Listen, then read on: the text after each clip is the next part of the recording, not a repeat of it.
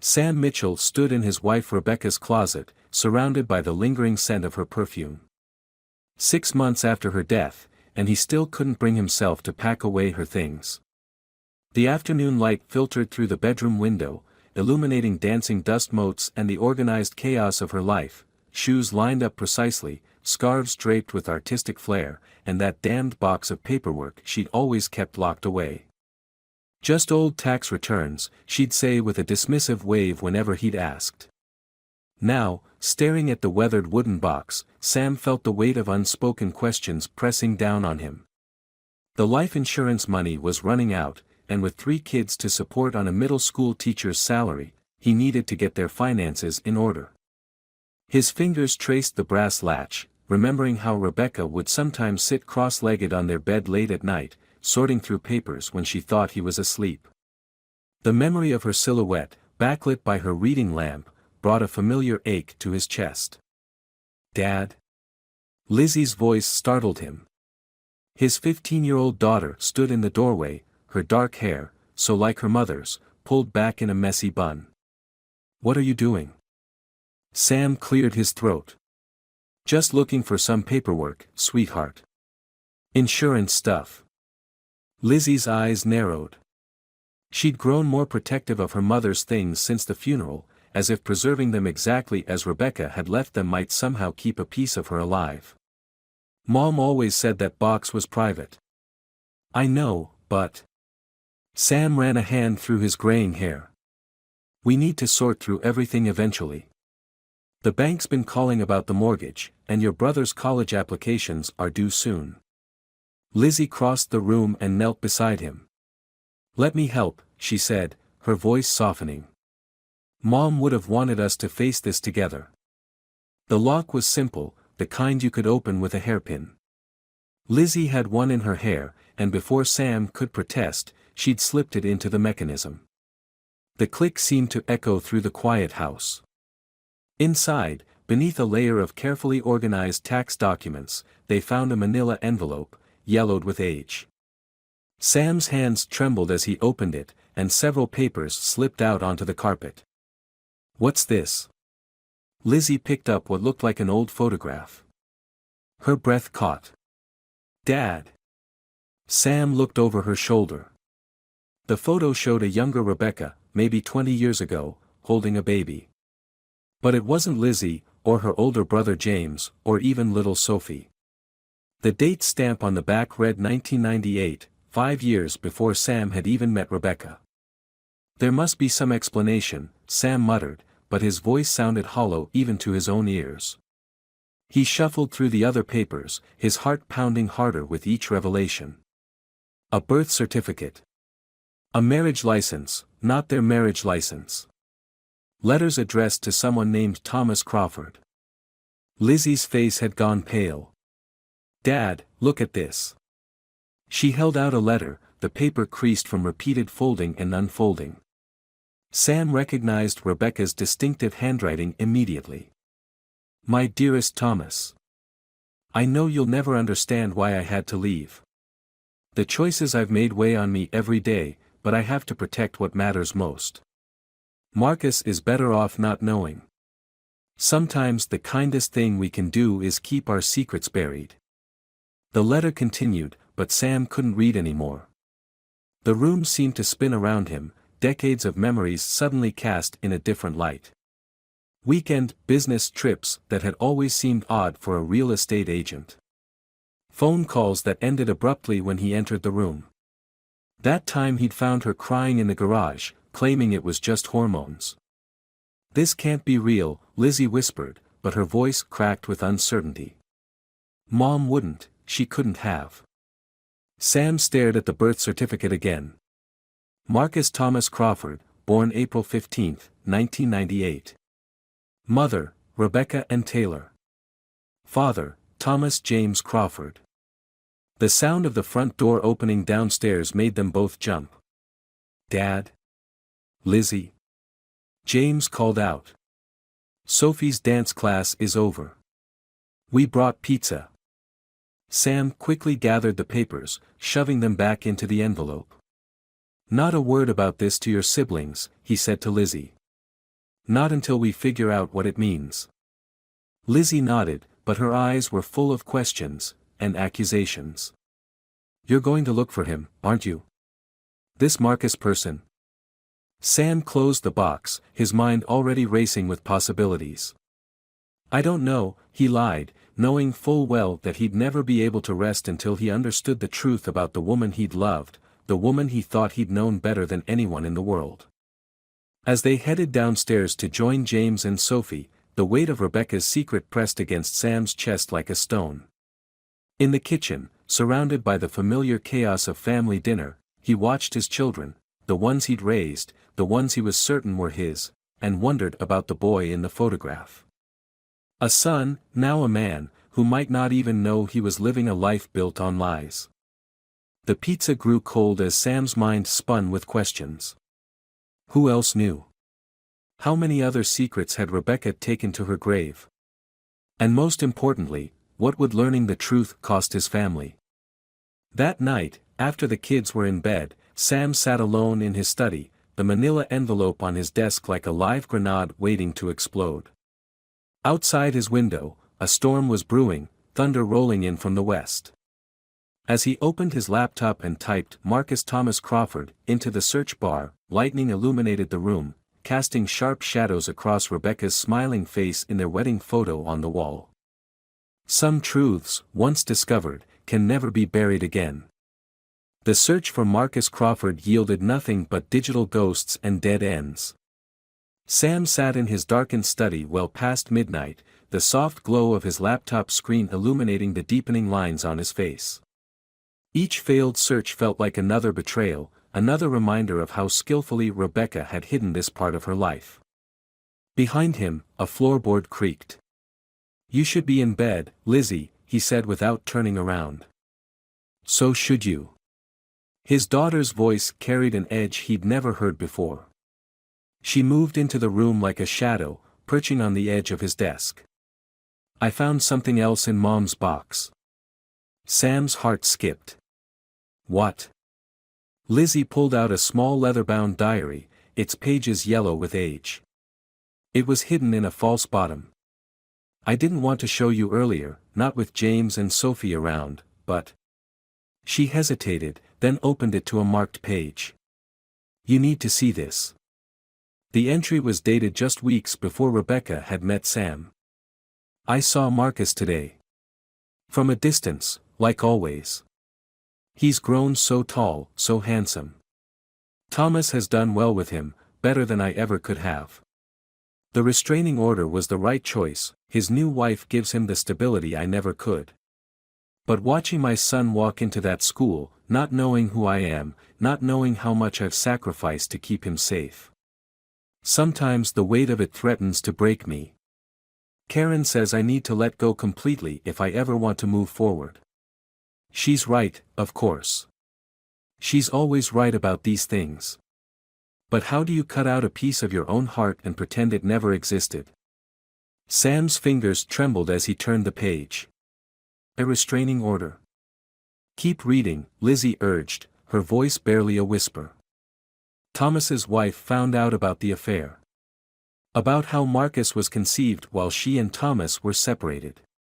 She threatened to take everything from him in the divorce unless I disappeared completely. Said she'd raise Marcus as her own, give him the stable family life I never could. I was 22, barely making ends meet, fighting the demons of my past.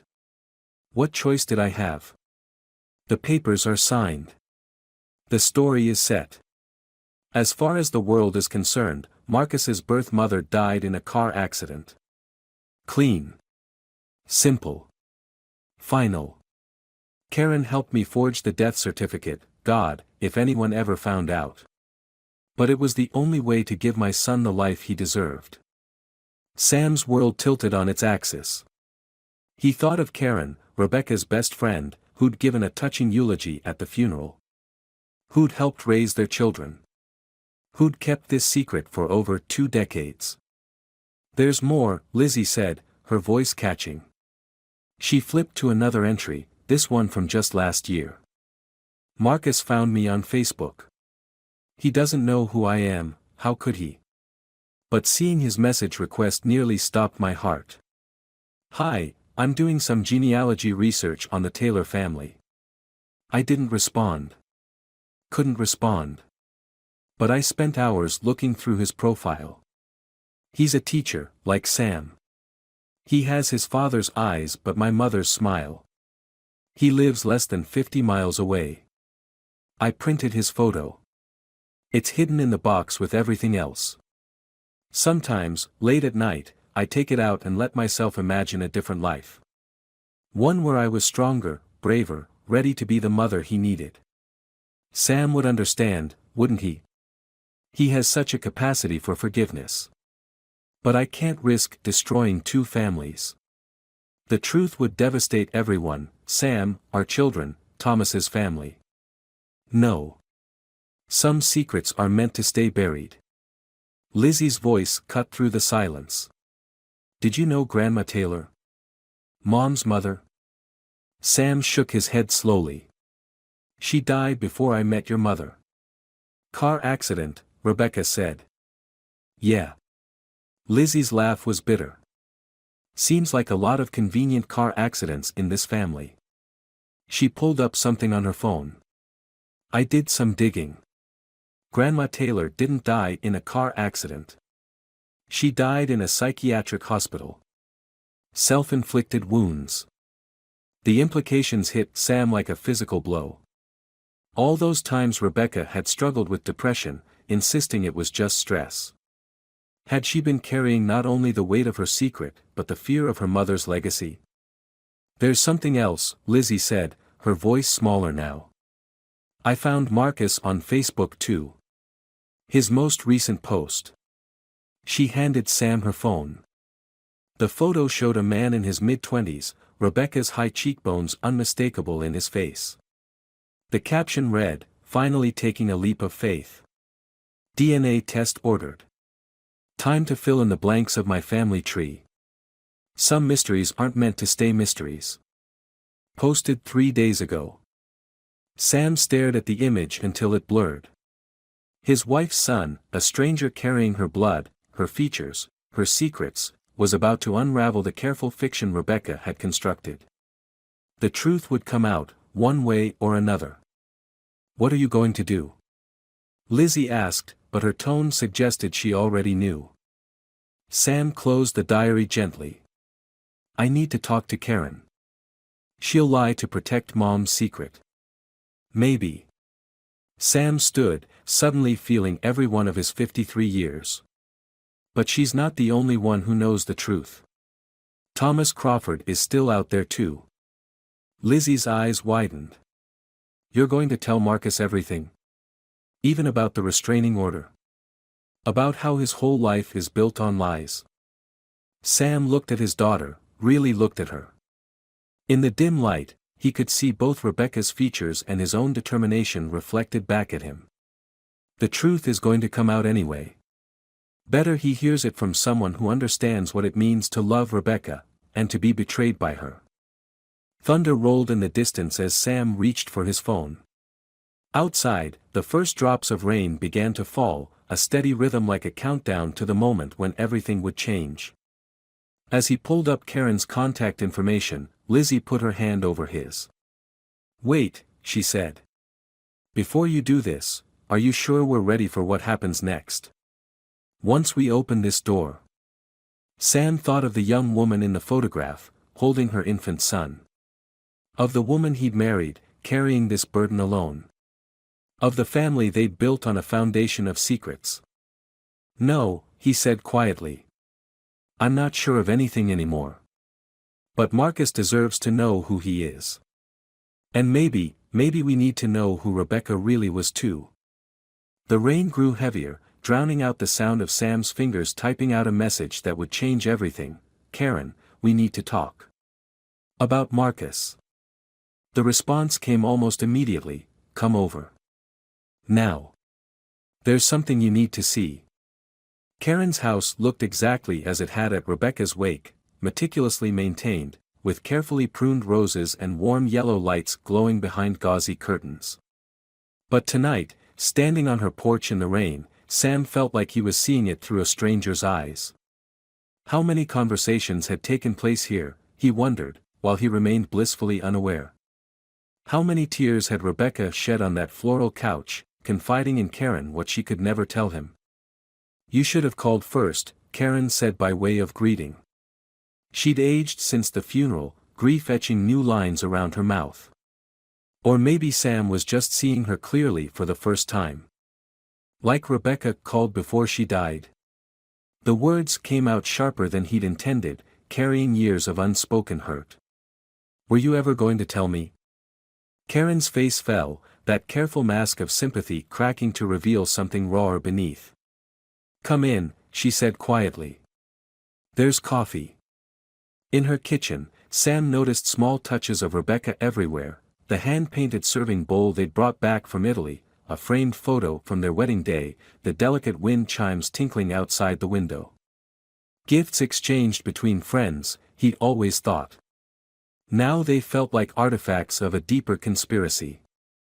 "She wanted to tell you," Karen said, pouring coffee into Rebecca's favorite kind of mug, heavy ceramic, sky blue. "So many times. Especially after Marcus reached out." "But you talked her out of it?" Karen's hands trembled slightly as she sat down. "I protected her. Like I always did, since we were kids." "Since." She took a deep breath. "Since her mother." "I know about the psychiatric hospital," Sam said. "About the suicide." "No," Karen's laugh was hollow. "You know the sanitized version. You don't know about the episodes, the violent outbursts, the times Rebecca would show up at my door in the middle of the night, terrified she was turning into her mother. You don't know about Thomas." She stood abruptly, disappearing into another room. When she returned, she carried a thick manila envelope, different from the one in Rebecca's box, but somehow just as damning. "Rebecca gave me these to keep safe. Said if anything ever happened to her." Karen's voice caught. "Well, here we are."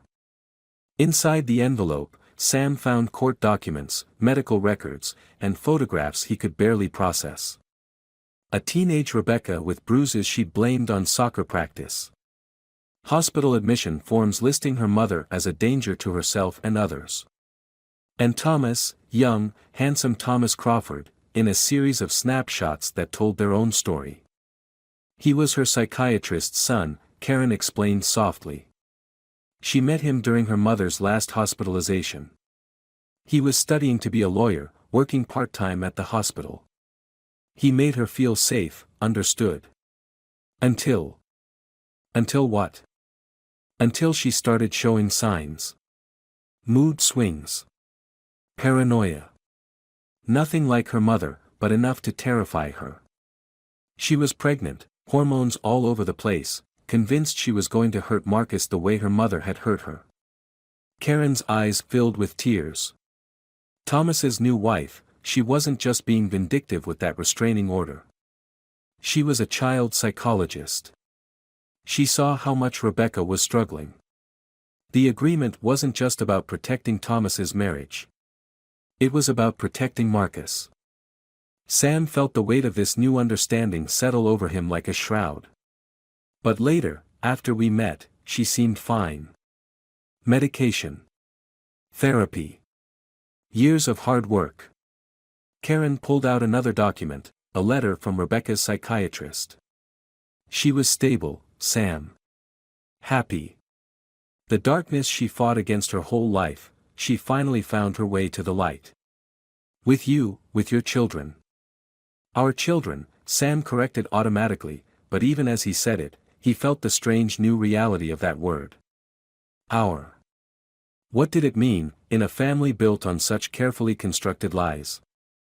She kept Marcus's photo in her wallet, Karen said quietly. Behind the one of all of you.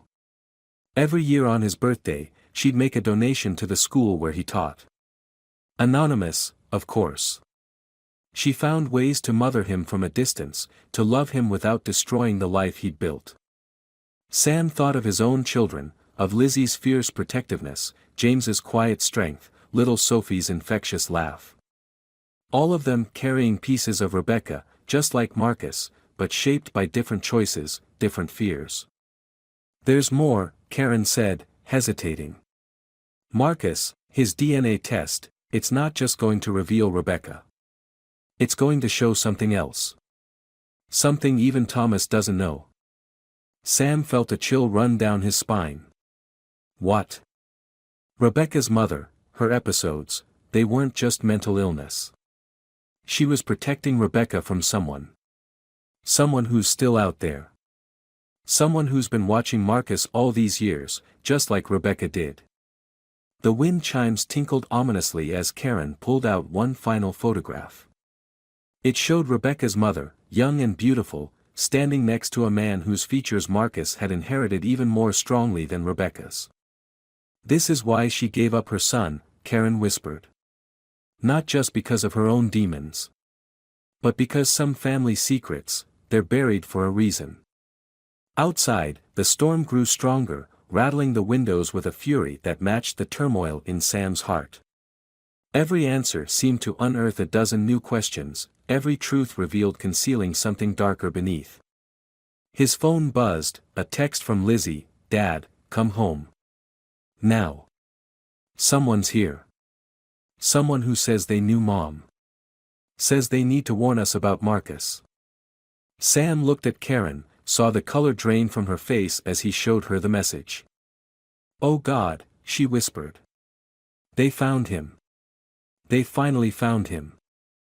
The wind chimes shattered against the window, and in that moment, Sam understood that discovering Rebecca's secret had set something in motion, something that had been waiting in the shadows for 25 years, patient as a nightmare, hungry as regret.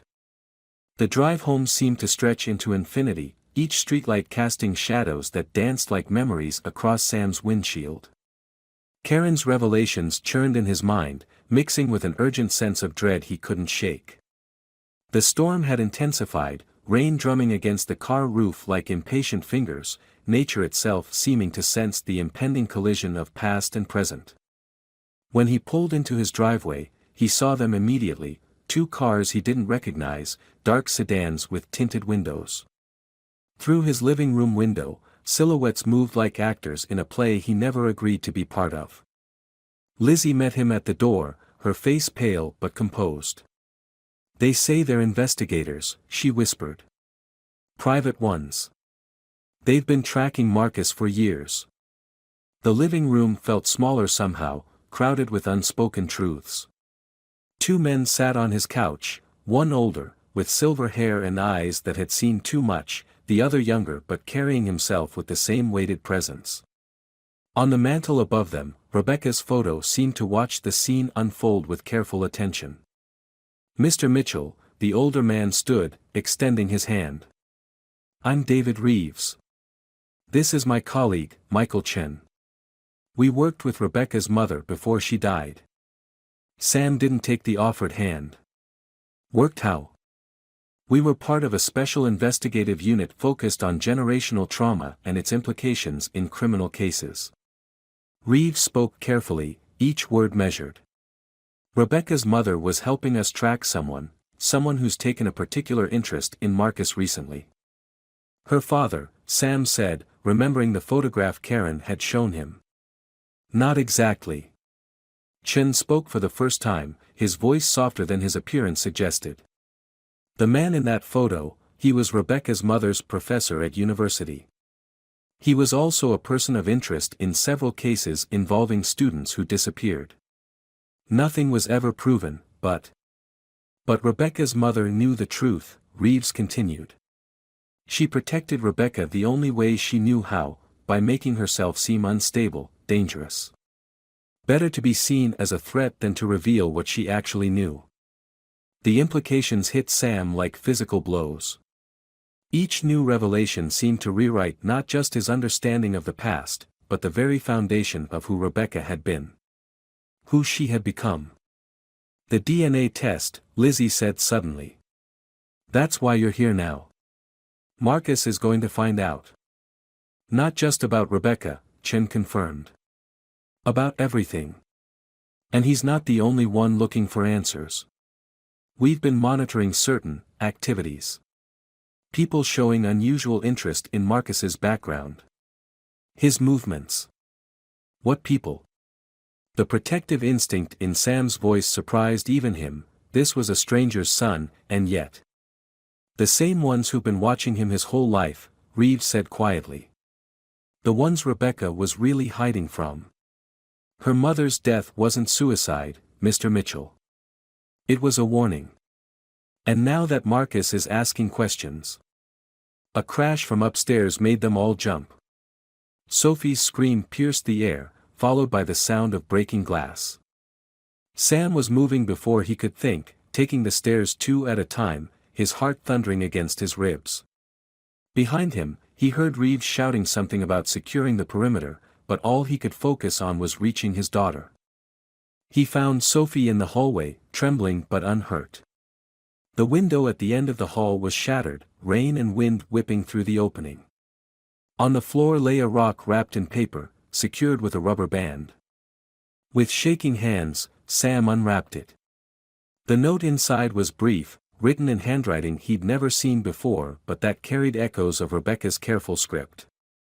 Some secrets protect. Others destroy. Your wife chose protection. Now you must choose too. Marcus is asking dangerous questions. Stop him, or we will. For Rebecca's sake. Sophie clutched his arm. Daddy? What's happening? Before he could answer, his phone buzzed with a text from an unknown number. A photo appeared on his screen, Marcus, taken today, walking into his school. Below it, two words that made Sam's blood run cold. Time's running. In that moment, standing in his rain-soaked hallway with his daughter trembling beside him and the weight of Rebecca's choices pressing down like a physical thing, Sam made his decision. He couldn't change the past, couldn't unravel the complex web of protection and deception Rebecca had woven. But he could choose how to move forward. He turned to Reeves and Chen, who had followed him upstairs. Tell me everything. Not just what you think I need to know. Everything. Because I'm done with half-truths and protective lies. It's not that simple, Reeves began, but Sam cut him off. It is. Rebecca chose silence to protect her son. I'm choosing truth to save him. Now, where is he? The storm raged outside, but for the first time since finding that box in Rebecca's closet, Sam felt the clarity of purpose that comes with absolute certainty. Whatever darkness had haunted Rebecca's past, whatever shadows still lingered, he would face them head-on. For his children, all of them. The rain beat against the broken window like a countdown, each drop marking the distance between revelation and resolution, between the comfort of ignorance and the responsibility of knowledge. Time, indeed, was running. Dawn broke over the city like a held breath finally released, painting the rain-washed streets in shades of possibility. Sam sat in his car outside Marcus's apartment building, watching early morning shadows retreat from the coming day. The address, provided reluctantly by Reeves, felt both like a destination and a crossroads. In the passenger seat, Lizzie fidgeted with her mother's diary. Are you sure about this? Sam studied his daughter's profile, so much like Rebecca's, yet uniquely her own.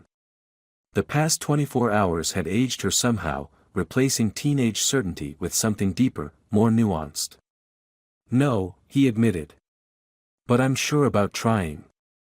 The building was modest but well-maintained, potted plants lining the entrance like silent welcomers. As they approached the third-floor apartment, Sam felt the weight of decades of secrets pressing against his chest.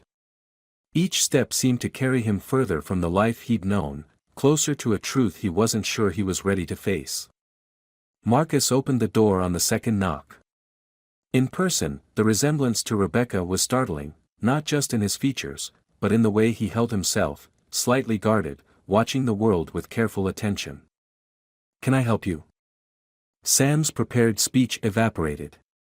In its place, he found simpler, harder words. I'm Sam Mitchell. Rebecca was my wife. The silence that followed felt endless. Then, with a slight tremor in his voice, Marcus asked, the real estate agent? The mother, Lizzie said quietly, who loved you enough to let you go. Something shifted in Marcus's expression, recognition, perhaps, or the first cracks in a lifetime of certainty. He stepped back, wordless, allowing them into his home. The apartment was a teacher's space, books everywhere, student artwork on the walls, a half-graded stack of papers on the coffee table. On the mantel, Sam noticed a photograph he recognized from Facebook, Marcus with his students, his smile so like Rebecca's it hurt to look at. "I got the DNA results yesterday," Marcus said finally, his voice carefully controlled. "They were unexpected." "We know about Thomas," Sam said gently. "About the restraining order. About why Rebecca stayed away." Marcus's laugh was bitter. "My whole life is a lie. My mother, the woman who raised me, she knew. All this time, she knew. She knew Rebecca was trying to give you your best chance," Sam corrected.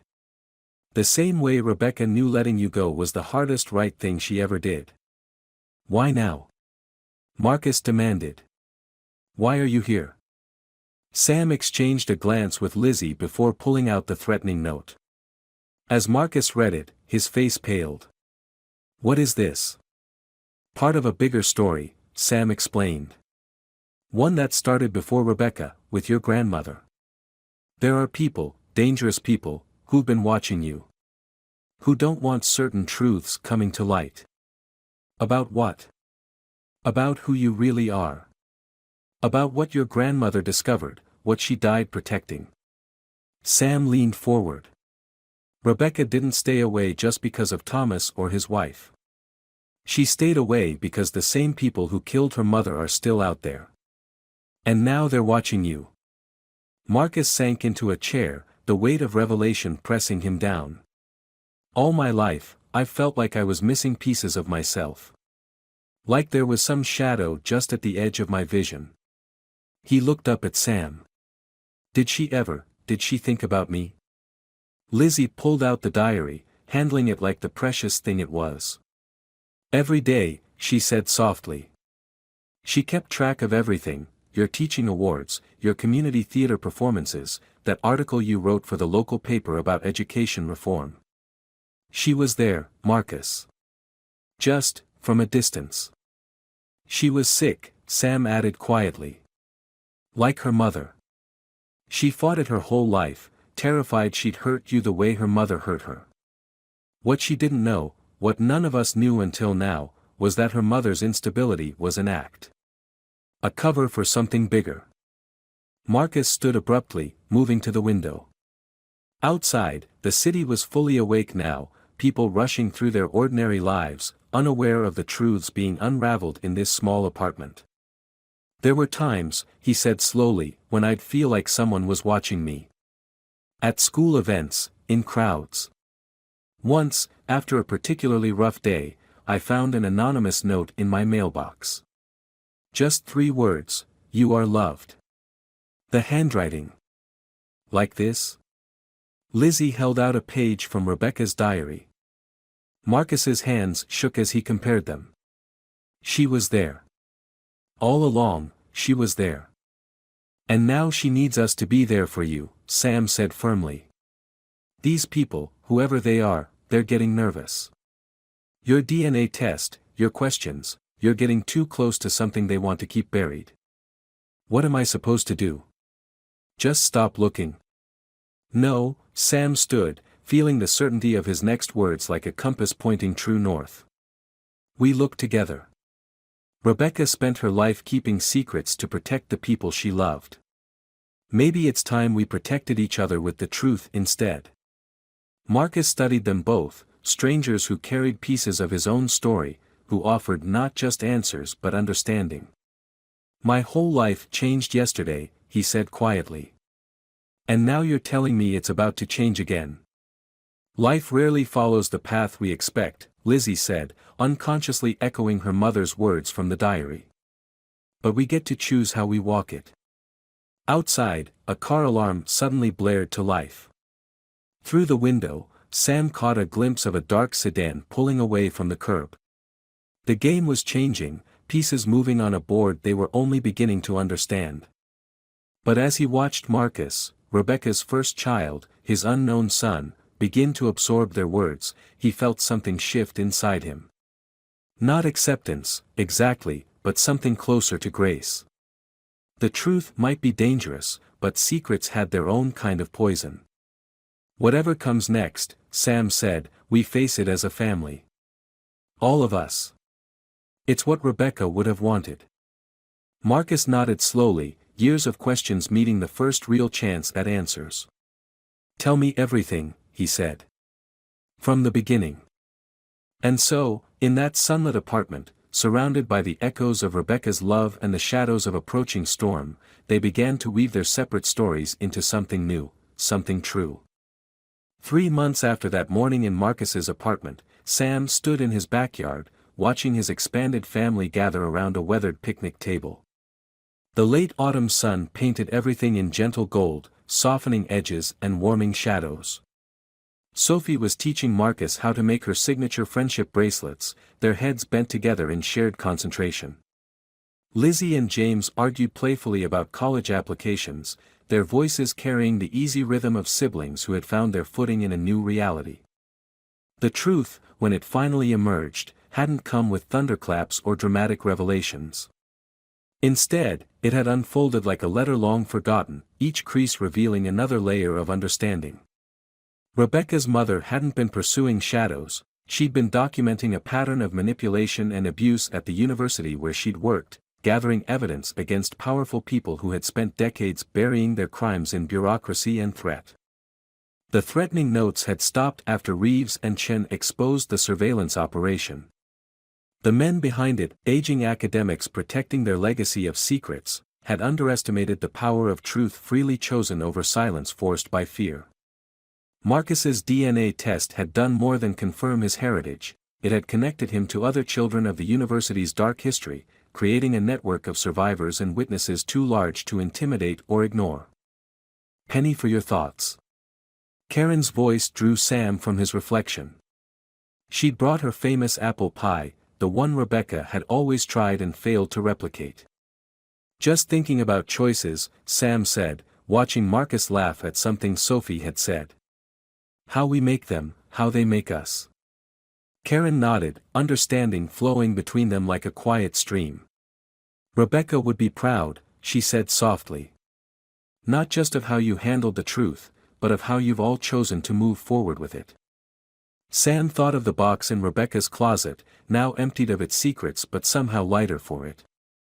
They'd found other things there, once they knew to look properly, small treasures of a mother's love expressed in silence. Birthday cards never sent, school photos carefully preserved, newspaper clippings of Marcus's achievements annotated in Rebecca's delicate handwriting.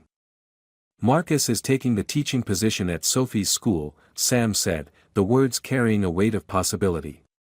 Starting next semester. We're converting the guest room into his space for the days when the commute is too long. And Thomas? He comes to Sunday dinners sometimes. His wife too, surprisingly. There's a lot of healing happening there, on all sides. Sam smiled slightly. Turns out forgiveness isn't about forgetting the past, it's about choosing how it shapes your future. Inside the house, the phone rang. James answered it, then called out, Dad. It's the lawyer about Mom's foundation. The Rebecca Mitchell Foundation for Family Reconciliation had started small, just an idea born from late-night conversations with Marcus about breaking cycles of secrecy and fear. Now, 3 months in, it was growing into something that would outlast all of them, offering support and resources to families navigating their own complex truths. You know what Rebecca told me once? Karen said as Sam turned toward the house. She said her biggest regret wasn't keeping the secrets, it was believing she had to carry them alone. She squeezed his arm gently. You've given her children a different legacy. All of them. As Sam walked inside, he passed the wall of family photos, now expanded to include Marcus's graduation picture, snapshots from recent family dinners, a candid of all 4 siblings caught in mid-laugh. And there, in the center, Rebecca's smile watched over them all, no longer a reminder of what was hidden, but a celebration of what had been found. The lawyer's news was good, another grant approved, another opportunity to help families choose truth over fear. As Sam hung up the phone, he heard Marcus calling everyone to the table. Sophie's friendship bracelets adorned every wrist, a rainbow of threads binding them together in ways that went beyond blood or circumstance. "Dad?" Lizzie appeared in the doorway. "We're waiting for you." Sam looked at his daughter, so like her mother in her strength, but free from the weight of inherited secrets. "Just thinking about your mom," he said honestly. "About how sometimes the greatest act of love isn't in what we keep safe, but in what we set free." Lizzie smiled, understanding blooming in her eyes. "She'd like who we've become," she said simply. "All of us." Outside, the autumn light painted long shadows across the yard, but they were just shadows now, no longer hiding places for unspoken truths. Sam joined his family at the table, taking his place in this expanded circle of love and understanding. Marcus caught his eye across the table and nodded slightly, a gesture that carried months of cautious steps toward each other, of shared stories and discovered connections, of choosing to build something new from the fragments of what was hidden. They weren't the family Rebecca had imagined, perhaps. But they were the family her love had made possible, not despite her secrets, but because of how they had chosen to honor them, understand them, and ultimately, transform them into a foundation for something stronger than silence. As the evening light softened into dusk, their voices and laughter mingled with the gentle rustle of leaves. Some wounds, Sam had learned, never fully heal. But in the light between what was and what could be, there was room for grace, for growth, for the kind of love that builds bridges across the chasms of the past. It was enough. It was everything. And somewhere, he liked to think, Rebecca was smiling.